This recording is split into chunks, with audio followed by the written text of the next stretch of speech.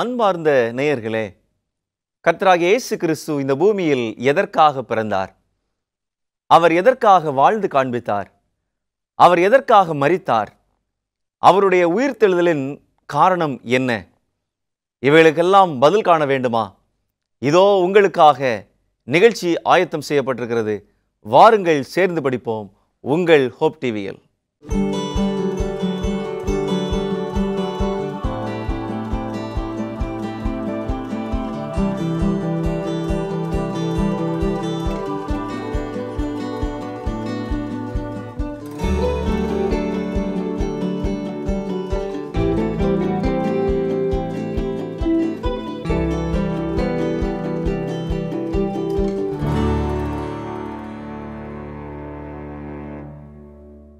கிறிஸ்துவுக்குள் பிரியமான hope TV நேயர்களுக்கு இனிய வாழ்த்துக்களை தெரிவித்துக் கொள்கிறேன்.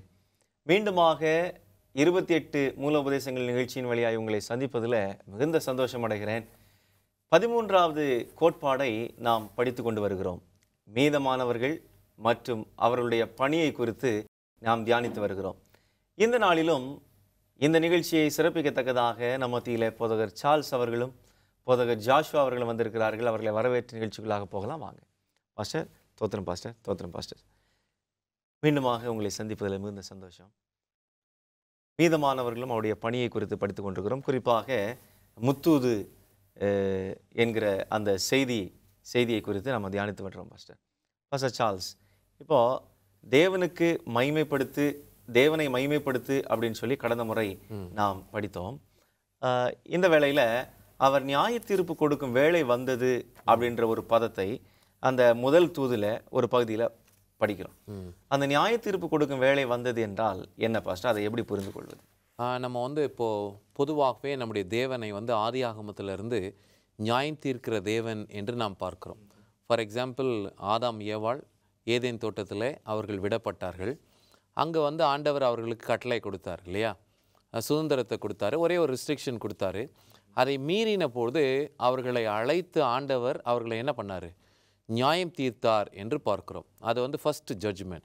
அதற்கு பிற்பாடு அநேக நியாய தீர்ப்புகளை நாம் வேதாகமத்தில் பார்த்துருக்க முடியும். இன்னொரு எக்ஸாம்பிள் நான் சொல்கிறேனே, 400 வருஷம் இஸ்ரவேல் ஜனங்கள் எகிப்தில் என்ன பண்ணுறாங்க? அடிமையாக இருக்கிறாங்க, துன்பப்படுறாங்க. பிற்பாடு ஆண்டவர் பார்வோனையும் அவனுடைய ஜனத்தையும் நியாயம் விசாரிக்கிறார். இந்த ஜனம் விடுவிக்கப்படுறார்கள். அப்போ இந்த நியாய தீர்ப்பில் என்ன பார்க்குறோம் அப்படின்னா, இதோ துன்பப்படுத்தின ஒரு சாரார் அழிக்கப்படுகிறார்கள், அல்லது துன்பப்படுத்துகிற கூட்டத்தையும் நீதியாய் தேவனுக்கு பயந்து கீழ்ப்படுகிற கூட்டத்தையும் ஆண்டவர் என்ன பண்ணுறாரு? பிரிக்கிறார். இப்போ அதே மாதிரி பாபிலோன் 70 வருஷம் அவங்க இருக்கிறாங்க. பிற்பாடு ஆண்டவர் விடுதலையாக்கி அவர்களை அனுப்புகிறார். அப்போ ஒவ்வொரு விசையும் ஆண்டவருடைய நியாய தீர்ப்புகள் வெளிப்பட்டிருக்கிறது. அது சம்டைம்ஸ் என்ன பண்ணுறாரு? வாதைகளை ஊற்றுறாரு, அந்த ஜனத்தை அழிக்கிறார் என்று பார்க்கிறோம். அப்போ ஜீவனுள்ள தேவன் அவர் நீதி உள்ளவர் என்பதை காண்பிக்க வேண்டுமே என்றால் அவர் என்ன கொடுத்து தான் ஆகணும்? நியாய தீர்ப்பு கொடுத்து தான் ஆகணும். ஆனால் இங்கு வெளிப்படுத்தல் 14:7 சொல்லப்பட்ட இந்த பதமானது எதை குறிக்கிறது என்றால், ஒரு கடைசி ஜட்ஜ்மெண்ட். அதாவது கிறிஸ்து பரமேறின பிறகு அவர் மகா பரிசுத்த ஸ்தலத்திற்குள்ளாக பிரவேசித்து புத்தகங்களை திறந்து, ஜீவ புஸ்தகம், பாவ புஸ்தகம், இவைகள் அனைத்தையும் அந்த ஒரு சீனை தான் டேனியலுக்கு காட்டுறார். எங்கே? 7th சாப்டரில் காட்டுறார். நீ அந்த சின்ன கொம்பு தன்னுடைய செயலெல்லாம் செய்த பொழுது அப்பொழுது நியாய தீர்ப்பு அங்கே கொடுக்கத்தக்கதாக சிங்காசனங்கள் வைக்கப்பட்டது, நீண்ட ஆயுசுள்ளவர் இடத்துல வந்தாங்க. அந்த வாக்கியத்தில் தான் இதோ இங்கே யார் வரா? மனுஷகுமாரருக்கு சாயலான ஒப்பானவர் அங்கே வந்தார், அவரை சேவிக்கும்படியாய் அவரை வணங்கும்படியாய் அதிகாரம் கொடுக்கப்பட்டதெல்லாம் வாசிக்கிறோம். இப்போ இந்த ஒரு காலம் என்ன காலம் அப்படின்னா, இப்பொழுது கிறிஸ்து நமக்காக பரிந்து பேசும் காலம். அதை நம்ம ப்ராஃபஸியில் ரொம்ப அழகாக ஆராய்ந்து அறிந்து 1844 ஆண்டவர் ஒரு மகா பரிசுத்த ஸ்தலத்திற்குள்ளே, ஒரு மேன்மையான ஊழியத்திற்குள்ளே பிரவேசித்தார் என்று சொல்லி ப்ராஃபஸின் அடிப்படையில் நம்ம சொல்கிறோம். நிச்சயமா பாஸ்டர். அப்படின்னா இந்த தேவனுடைய நியாய தீர்ப்பு காலம் ஏற்கனவே ஆரம்பமாயிடுச்சு அப்படின்றத நம்ம வெளிப்படுத்தி சொல்லுகிறோம். இப்போ இந்த நியாய தீர்ப்பு எவ்வளவு காலம் செல்லும் பாஸ்டர்? இதுக்கு ஒரு என்ன சொல்கிறது, முடியறதுக்கான ஒரு டேட் கிடையாது. துவக்கத்துக்கான ஒரு டேட்டு தான் இருக்கே தவிர முடிவிற்கான டேட் கிடையாது. ஏன் அப்படின்னா, அவருடைய இதுக்கு அப்புறம் என்னது? செகண்ட் கம்மிங் தான். அதை கிறிஸ்து சொல்லும்போது என் பிதா ஒருவரை தவிர வேறு ஒருவரும் அந்த நாளை அறியார், தேவ தூதரும் அறியார் அப்படின்னு சொல்லி சொல்றாரு. அப்போ அந்த நாள் வந்து ஒரு சீக்ரெட்டான நாள். ஆனால் அதற்கான காலத்தை நம்ம வந்து அறிஞ்சிக்கலாம். அவர் வர்றதுக்கு முன்னாடி இப்படியெல்லாம் நடக்கும் அப்படின்னு சொல்லி மத்திய 24ஆம் அதிகாரத்தில் சொல்லியிருக்கார் இல்லையா. வாதைகள் மற்றும் கொள்ளை நோய்கள், அநேக கள்ள தீர்க்கதரிசிகள் வருவாங்க. இதையெல்லாம் வச்சு நம்ம பார்க்கும்பொழுது அன்பு தணிந்து போகும். இப்படியெல்லாம் வச்சு பார்க்கும்போது அவர் வந்து வாசல் அருகே வந்து விட்டார் என்பது நமக்கு நன்றாக தெரியும். ஆனால் ஒன்ஸ் அவர் வந்து தன்னுடைய பரிந்து பேசும் ஊழியத்தை முடிச்சிட்டாருனாவே, அதை ஃபார் எக்ஸாம்பிள் பழைய ஏற்பாட்டில் சொன்னால் ஈஸியாக மக்களுக்கு புரியும். மகா பிரதான ஆசாரியன் என்ன பண்ணணும்னா தூப கலசத்தை எடுத்துக்கொண்டு எங்கே போகணும்? மகா பரிசுத்தலத்துக்குள்ளே போகணும். அவர் போய் அந்த ப்ரேயர்லாம் முடிச்சுட்டு அந்த தூப கலசத்தை அங்கே வச்சார்னாவே அதுக்கப்புறம் மறுபடியும் என்ன கிடையாது? இன்டர்சிஷன் கிடையாது, பரிந்து பேசுதல் கிடையாது. அதுக்கப்புறம் ஆண்டவருடைய நியாய தீர்ப்பு, அதாவது ஆண்டவர் தம்முடைய வாதையை ஊற்றுகிறார். அதுதான் இங்கே வந்து நடக்க போகுது. ஒன்ஸ் முடிச்சிட்டார்னா அவருடைய ஆலயம் பின்னாடி படிக்க போகிறோம் நம்ம. வெளிப்படுத்தல் 15 வரும்போது ஆலயம் ஃபுல்லாக புகைக்காடாக இருக்கிறது, யாருமே உள்ளவும் போக முடியல, வெளியே வர முடியல. 7 வாதைகள் ஊற்றப்படுகிறது, பிற்பாடு 2வது வருகை. அதாவது நியாய தீர்ப்பு கொடுக்கும் வேளை வந்துவிட்டது. ஆகவே ஆண்டவர் மனிதகுலத்திற்கு ஒரு எச்சரிப்பின் செய்தியை கொடுக்கிறார். நீங்க பரிசுத்தமான வாழ்க்கை வாழ விரும்புங்க, ஆயத்தமாகுங்கள் அப்படின்ற ஒரு செய்தியை ஆண்டவர் குறிப்பிடுகிறார். சரி பாஸ், இன்னொரு சின்ன ஒரு கேள்வி. அதே வசனத்தில் 7வது வசனத்தில் வெளிப்படுத்தின விசேஷம் 14:7 வானத்தையும் பூமியையும் சமுத்திரத்தையும் நீரூற்றுகளையும் உண்டாக்கினவரையே தொழுது கொள்ளுங்கள் என்று கூறினான். அந்த நியாய தீர்ப்பு வேலை வந்துருச்சு. இப்போ அதுல குறிப்பா சொல்லுகிறார். எப்படி சொல்றான் அப்படின்னா, அந்த தூதன் சொல்லுகிறார், வானத்தையும் பூமியையும் சமுத்திரத்தையும் நீரூற்றுகளையும் உண்டாக்கினவரையே தொழுது கொள்ளுங்கள் அப்படின்றான். இப்போ தேவனை தொழுது கொள்ளுங்கள் அப்படின்னா முடிஞ்சு போச்சு. இப்போ ஸ்பெசிஃபிக்கா குறிப்பா வானத்தையும் பூமியையும் உண்டாக்கினவரை தொழுது கொள்ளுங்கள் அப்படின்ற ஒரு செய்தியை கொடுப்பதனுடைய முக்கியத்துவம் என்ன பாஸ்டர்? ஏன் அப்படின்னா, இந்த மாபெரும் போராட்டத்தில் சாத்தான் எதை விரும்பினான் என்பது நமக்கு தெரியும். 1/3 பங்கு தூதர்களை எப்படி வஞ்சித்தான் என்பது தெரியும். இப்போ இவன் முதல் ஆசைப்பட்டதும் என்னதான்? தொழுகை தான். கிறிஸ்து இந்த பூமிக்கு வந்த பொழுதும் கடைசியாக அவரை சோதிச்சு அவர்கிட்ட கேட்டதும் என்ன? நீர் என் பாதத்தில் விடும், எல்லாவற்றையும் நான் உமக்கு கொடுத்து விடுகிறேன். அப்போ அவனுக்கு வந்து என்னன்னா, செத்தாலும் பரவாயில்ல, எல்லாரும் என்னை என்ன பண்ணணும்? வணங்கணும் என்பதில் அவன் வந்து ரொம்ப கருத்தா இருக்கிறான். அப்போ அந்த மாபெரும் சவாலுடைய முடிவும் எங்க அப்படின்னா தொழுகை பற்றிய சவால் தான். புரியுதா உங்களுக்கு சொல்றது? அப்போ இந்த தொழுகை யாருக்கு போகிறது? அண்ட சராசரங்களையும் படைத்த தேவனுக்கு போக போகுதா, அல்லது படைக்கப்பட்ட பொருட்களுக்கு போகிறதா? இன்னைக்கு நிறைய பேர் வந்து உலகத்தில் படைக்கப்பட்ட இந்த பொன் பொருள், மரம், செடி, கொடி இவைகளெல்லாம் பார்த்து பயத்தில் என்ன பண்ணுறாங்க? வணங்குறாங்க. ஒரு பாம்பை பார்த்தா ஐயோ இந்த பாம்பு கொத்திருமா அப்படின்னு சொல்லி அந்த பாம்புக்கு ஒரு நமஸ்காரம் போடுறாங்க. அந்த ஒரு வணக்கம். இதுதான் வந்து மனிதருக்கு பயப்படுற பயம், மரணத்திற்கு பயப்படுற பயம். ஆனால் உண்மையாய் தேவனுக்கு நாம் பயப்படும் பொழுது மரணத்திற்கு ஏதுவான சூழ்நிலையில் நாம் தள்ளப்பட்டாலும் சாத்ராக், மேஷாக், ஆபேத்நேகோ போல தேவன் நமக்கு மீண்டும் ஜீவனை கொடுப்பார். முதல்ல நம்மளை உருவாக்கின தேவனுக்கு மறுபடியும் நம்மளை உயிரோட கொண்டு வர முடியாதா? ரொம்ப லேசான விஷயம். அப்போ நம்ம இந்த தொழுகை பற்றிய விஷயத்தில் ரொம்ப கவனமாக இருக்கணும். நிச்சயமா பாஸ்டர். நம்ம முத்தூதை குறித்து தியானித்து கொண்டிருக்கிறோம். இப்போது இந்த முதல் தூது வந்து தேவனுக்கு பயந்து அவரை மகிமைப்படுத்த வேண்டும், நியாய தீர்ப்பு கொடுக்கும் வேலை வந்தது அப்படின்னு சொல்லி நம்ம படித்தோம். சிருஷ்டித்தவரை தொழுது கொள்ள வேண்டும் அப்படின்ற காரியத்தை நம்ம சிந்தித்தோம். இப்போது முதல் தூதை ஏற்றுக்கொள்ளும் ஒரு மனிதனுடைய வாழ்க்கையில் ஏற்படும் நன்மைகள் அல்லது அவனுடைய வாழ்க்கையில் நடைபெறும் நல்ல மாற்றங்கள் என்னென்ன? இந்த முதல் தூதினுடைய முக்கியத்துவம் வாய்ந்த எல்லாவற்றையும் நம்ம தியானித்தோம். அதில் மிக முக்கியமாக ஆண்டவரை குறித்து சொல்லக்கூடிய வார்த்தையானது அவர் வானத்தையும் சமுத்திரத்தையும் நீரூற்றுகளையும் உண்டாக்கினவர் என்பதை நமக்கு குறிப்பிட்டு காட்டுகிறது. இது ஒரு தொழுகைக்கான அழைப்பாக இருக்கிறது. இதை ஏற்றுக்கொள்ளக்கூடியவன் உண்மையான சிருஷ்டிகரை தொழுது கொள்ளுகிறவனாக தன்னுடைய வாழ்க்கையிலே மாறுகிறான். தேவனுக்கு பிரியமான ஒரு குணத்தை உடைய ஒரு கூட்டமாக மாறுகிறதை நம்ம பார்க்க முடிகிறது. ஏன் இது ரொம்ப முக்கியத்துவம் வாய்ந்த ஒரு மாற்றமாக இருக்குதுன்னா, இதுக்கு முந்தின அதிகாரத்தில் நம்ம வாசிக்கும் பொழுது வெளிப்படுத்தல் 13ஆம் அதிகாரத்தில் இங்கேயும் ஒரு வணக்கம், இங்கேயும் ஒரு தொழுகையை நம்ம வாசிக்கிறோம்.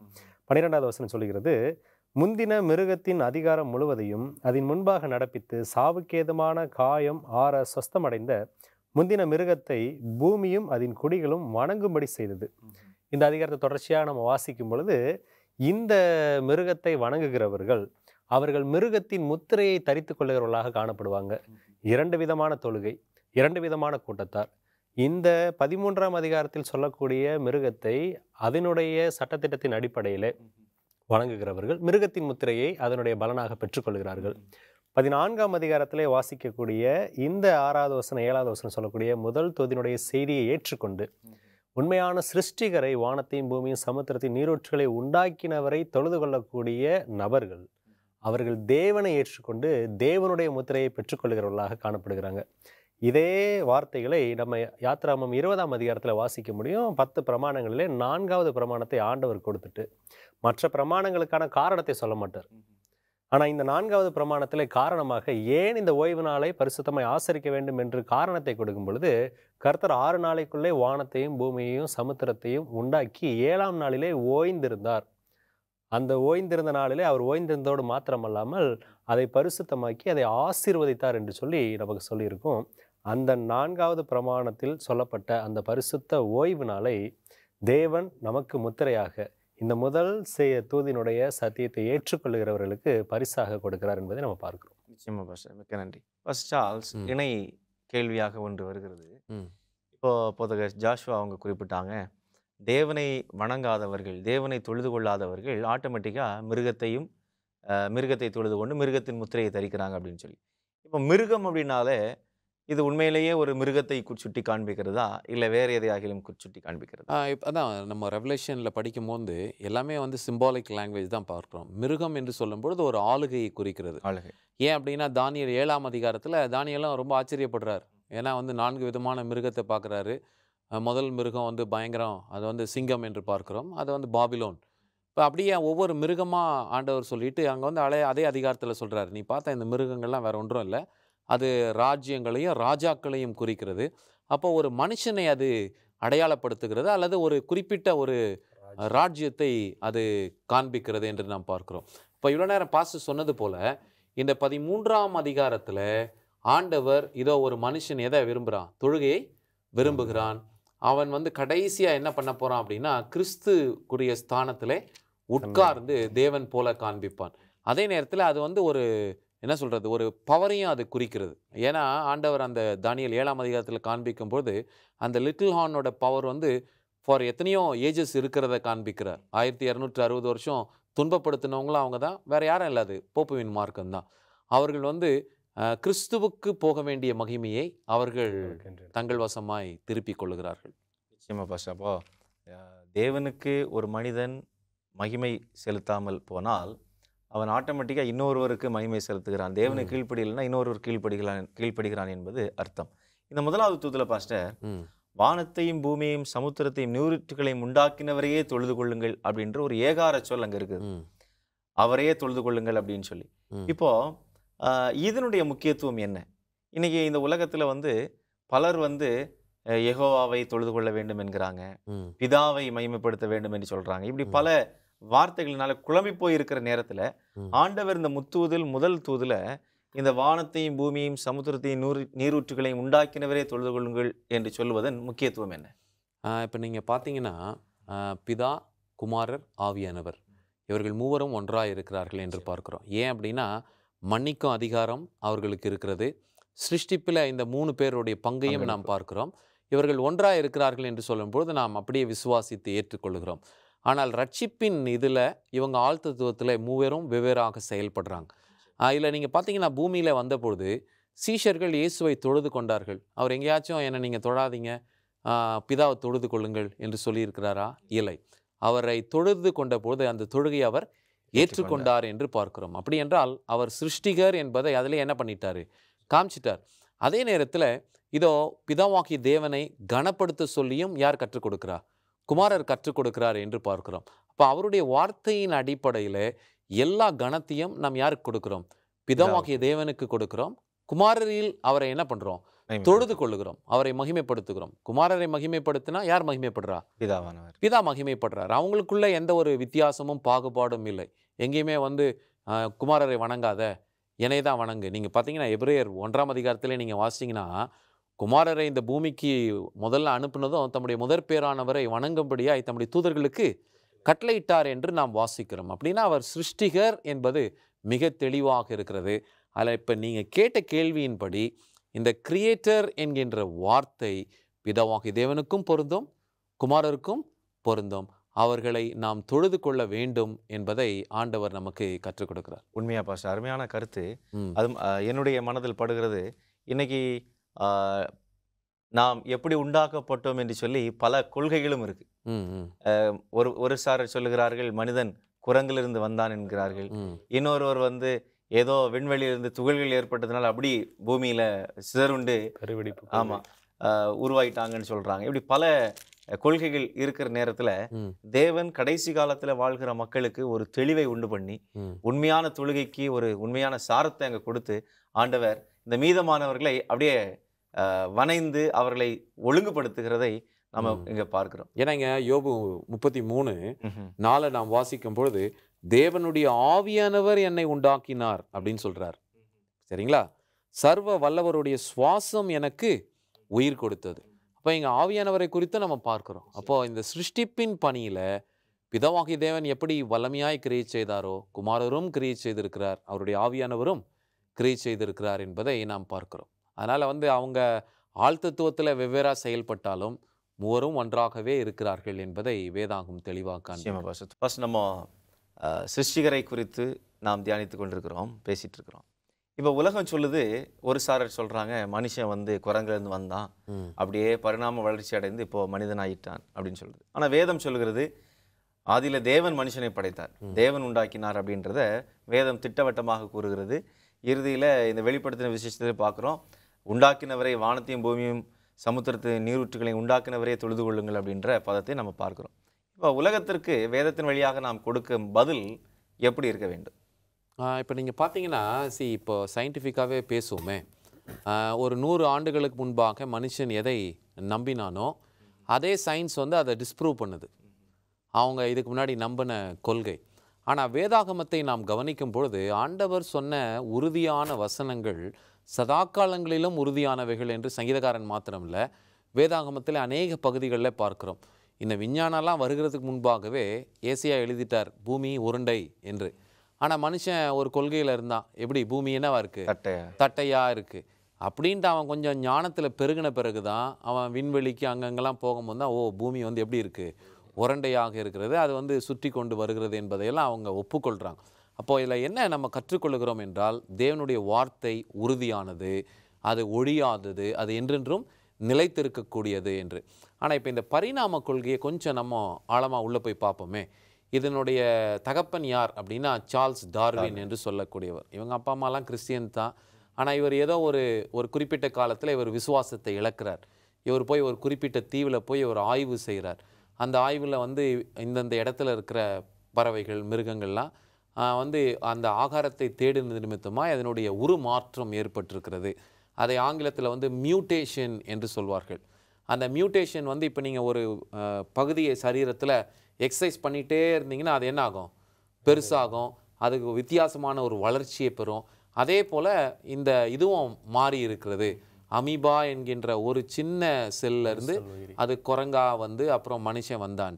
ஆனால் இன்றைக்கி குரங்கில் இருக்கிற குரோமோசோம்ஸையும் மனுஷனுடைய குரோமோசோம்ஸையும் ஒப்பிட்டு பார்க்கும்போது அதுக்கும் மனுஷனுக்கும் சம்பந்தமே இல்லை. இன்றைக்கி நிறைய சயின்ஸை நம்புகிறவங்களே சார்ல்ஸ் டார்வினுடைய அந்த ஆரிஜின் ஆஃப் ஸ்பீஷிஸ், அதாவது 1859 எழுதின அந்த புத்தகம் தவறு என்பதை எல்லாருமே இன்னைக்கு வெளிப்படையாக ஏற்றுக்கொள்கிறாங்க. நிச்சயமா இந்த வெளிப்படையாக ஏற்றுக்கொள்கிற நேரத்தில் ஆண்டவரும் இந்த கடைசி காலத்தில் இந்த செய்தியை கொடுத்திருக்கிறார் அப்படின்னு சொன்னால் நிச்சயமாகவே இது உலகம் எங்கும் போய் சேரக்கூடிய ஒரு செய்தியாக இருக்கிறது என்பதை நாம் புரிந்து கொள்கிறோம்.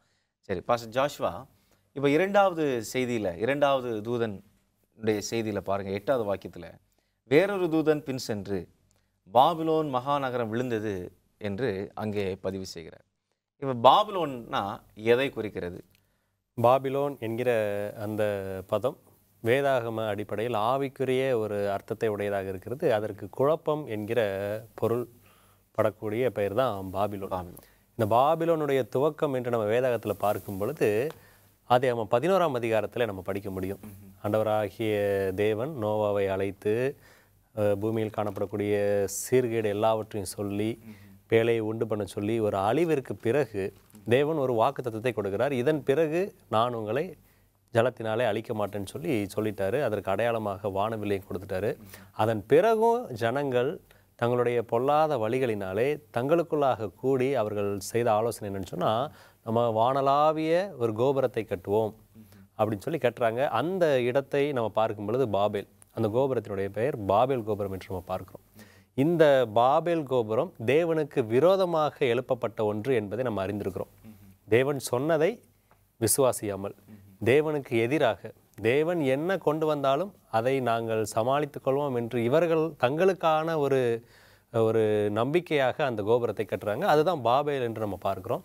அதை போலவே வரலாறு முழுவதிலும் ஒவ்வொரு நேரத்திலும் தேவனுக்கு எதிராக இருந்த கூட்டத்தினரை பாபிலோன் என்று வேதத்தில் நம்ம வாசிக்க முடியும். இந்த கடைசி காலத்தில், அதுவும் இந்த 2வது தூதனுடைய செய்தியில் சொல்லக்கூடிய பாபிலோன் என்பதும் ஒரு அடையாள மொழி. உண்மையாகவே பாபிலோன் என்கிற இடத்தில் இருக்கிற அந்த நகரம் மட்டும்தான் விழுந்தது அப்படின்னு சொன்னால் அது அப்படி கிடையாது. இது ஒரு அடையாள மொழி. தேவனுக்கு எதிரான ஒரு கூட்டத்தையும் தேவனுக்கு எதிராக நிற்கக்கூடிய அந்த கூட்டத்தினுடைய தலைமையையும் குறிப்பிடக்கூடிய வார்த்தையாக இந்த பாபிலோன் என்கிற வார்த்தை இருக்கிறது. நிச்சயமா பாஸ்டர். அப்போ பாபிலோன் என்பது ஒரு நகரம் அல்ல, ஒரு நகரத்தை சுட்டி காண்பிக்கிற ஒன்றல்ல, ஒரு ஆவிக்குரிய நிலையை, அதாவது கிறிஸ்துவுக்கு விரோதமாக செயல்படுகிற ஒரு சிஸ்டத்தை, ஒரு இயக்கத்தை சுட்டி, பொய்யான தொழுகையை நிலைநாட்டுகிற கூட்டம், ஒரு பொய்யான தொழுகையை நிலைநாட்டுகிற ஒரு கூட்டத்தை குறிக்கிற ஒரு வார்த்தை. இப்போ இந்த பாபிலோன் விழுந்தது அப்படின்னு சொல்லிட்டு என்ன சொல்லப்படுகிறது அப்படின்னா, தன் வேசித்தனமாகிய உக்கிரமான மதுவை சகல ஜாதிகளுக்கும் குடிக்க கொடுத்தாளே அப்படின்னு சொல்லப்படுகிறது. இப்போ அந்த உக்கிரமான மதுன்னா என்ன பாஸ்டர்? இது வந்து ஒரு ப்ராஃபட்டிக் லாங்குவேஜ். நம்ம பாஸ்டர் சொன்ன மாதிரியே எதுக்குமே ஒரு ஃபவுண்டேஷன் பழைய ஏற்பாட்டுக்கு போகணும். இப்போ நீங்கள் எரேமியா 51ஆம் அதிகாரத்தை நீங்கள் வாசிங்கன்னா 6, 7, 8, 9 வாக்கியங்களில் பாபிலோனை பற்றி ஆண்டவர் பேசுகிறார். இவங்க போய் 70 வருஷம் எங்கே அடிமையாக இருக்கிறாங்க? பாபிலோனில் அடிமையாக இருக்கிறாங்க. அதுக்கப்புறம் ஆண்டவர் இங்கே அது நடுவிலிருந்து நீங்கள் வெளியே ஓடி போங்கன்றார். ஏன்னா இந்த பாபிலோன் விக்கிரகங்கள் நிறைந்த ஒரு ஸ்தானம்.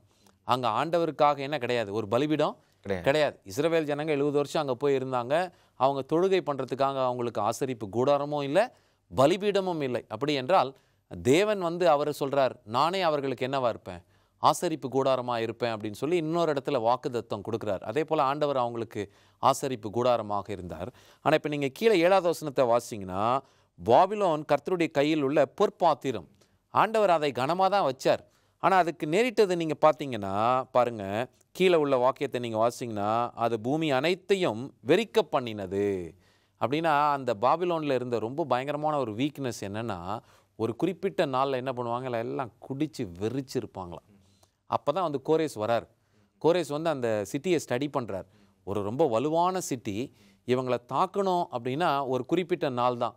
இவங்கெல்லாம் குடிச்சிட்டு வேசித்தனத்தில் போகும்போது அந்த நாளில் அட்டாக் பண்ணுவோன்னு கரெக்டாக கோரேஸ் ஸ்டடி பண்ணி அவர் பெர்ஷிய நாட்டு ராஜா எதை மேற்கொள்கிறாரு, பாபிலோனை மேற்கொள்கிறார். இப்போ நீங்கள் கீழே இங்கே வாசிங்கன்னா 8வது வசனத்தில் சொல்கிறார் பாருங்கள், பாபிலோன் என்னது, சடிதியில் விழுந்து தகர்ந்தது என்று சொல்லுகிறார். இதே ஒரு சிம்பாலிக் லாங்குவேஜ் தான் கடைசியாக இங்கே வெளிப்படுத்தல் 18ஆம் அதிகாரத்துலேயும் ஆண்டவர் சொல்கிறார், என் ஜனமே அந்த அழிவில் நீ உட்படாதபடிக்கு அவளை விட்டு என்ன பண்ணு, வெளியே வா. எப்படி ஆண்டவர் அந்த 70 வருஷம் கழித்து இஸ்ரவேல் ஜனத்தை வெளியே கூப்பிட்டாரோ, அதே போல் இன்றைக்கு இந்த போப்புவின் மார்க்கத்தை விட்டு வெளியே வரும்படியாக கற்பனையை கை கொள்ளுங்க. அவங்க எல்லாத்தையும் தாறுமாறாக்கி இருக்கிறாங்க, மாற்றி இருக்கிறாங்க, தவறான உபதேசங்களை கொண்டு வந்திருக்கிறாங்க. அதையெல்லாம் விட்டுட்டு, இந்த மது என்பது வேறு ஒன்றுமில்லை, இங்கே எதை குறிக்கிறது அப்படின்னா பொய்யான உபதேசத்தை குறிக்கிறது. பொய் உபதேசத்தை விட்டு சத்திய வெளிச்சத்துக்கு வாங்க என்பது தான் அழைப்பாக இருக்கிறது. நிச்சயமா இந்த கடைசி காலத்தில் வாழ்கிற ஒவ்வொரு ஜனங்களுக்கும் ஒரு அன்பான அழைப்பை கொடுக்கிறார்.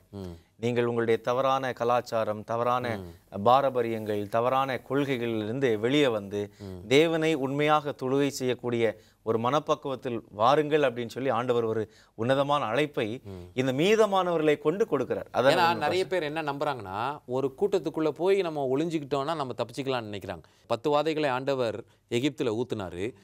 பல ஜாதியான அந்நிய ஜனங்களும் எதுக்குள்ள வந்துட்டாங்க, இஸ்ரவேலுக்குள்ள வந்துட்டாங்க. நீங்க என்ன ஆகும் 11ஆம் அதிகாரத்தை வாசிக்கும் போது இந்த ஜனத்தை ஆண்டவர் என்ன பண்றாரு, வெளியே கொண்டு போறார். அதுக்காக ஆண்டவர் பல சோதனைகளை எல்லாம் கொடுக்குறாரு. அப்ப எதுல நமக்கு ரட்சிப்பு அப்படின்னா, ஒரு சபைக்குள்ள நம்ம இருக்கிறதுனால நமக்கு ரட்சிப்பு கிடையாது. கிறிஸ்து என்னும் அஸ்திபாரத்தின் மேல் நாம் நிற்கிறோமா என்பதை நாம் பார்க்க வேண்டும். நிச்சயமா பாஸ்டர், இந்த நாளின் நிகழ்ச்சி மிகவும் ஆசீர்வாதமாக இருந்தது. உங்களுக்கு கிறிஸ்துவின் நாமத்தினால் நன்றிகளை தெரிவித்துக் கொள்கிறேன் பாஸ்டர். நேயர்களே, இந்த நாளின் சத்தியம் உங்களுக்கு ஆசீர்வாதமாக இருந்திருக்கும் என்று நாங்கள் விசுவாசிக்கிறோம். தொடர்ந்து விசுவாசத்தில் வளர, உண்மையான சத்தியத்தை புரிந்து கொள்ள ஹோப் டிவி நிகழ்ச்சிகளை பாருங்கள். கர்த்தர் உங்களை ஆசீர்வதிப்பாராக. ஆமென்.